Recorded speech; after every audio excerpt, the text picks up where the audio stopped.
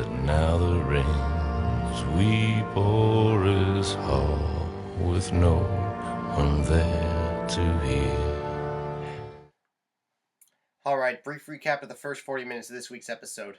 Walder Frey shows he has way too many daughters. Sam continues to walk, it never gets any skinnier. The Hound and Arya play Who's the Bigger Scaredy Cat? Direwolf attack! Young Kai is outsmarted by an Abercrombie & Fitch model. Goodbye, Rickon, we hardly knew you. No, really, I have no idea who you are. Now that the jokes are out of the way, on to the Red Wedding. Fans of the book have been waiting for this moment, or perhaps dreading this moment, for a long time now.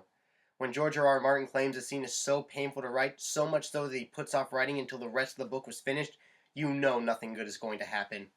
Now that Rob has agreed to marry Walder Frey's daughter to Ed Martelli in place of himself, it only seems fitting that he attend the wedding to show further support. And all throughout the ceremony you can sense the uneasiness, purely because everyone seems way too happy. And when that haunting melody begins to play, and Catelyn's smile disappears, the terror begins. I truly can't think of what made me cringe with horror the most, whether it be Rob's unborn child becoming the first casualty, or Arya watching her brother's direwolf being put down so unceremoniously, all while Walder Frey sat back and smiled at the carnage he had unleashed. After watching her son be finished off by Bolton's dagger, Catelyn's throat is slit and she falls, all while the camera lingers on the now empty space where she used to be standing.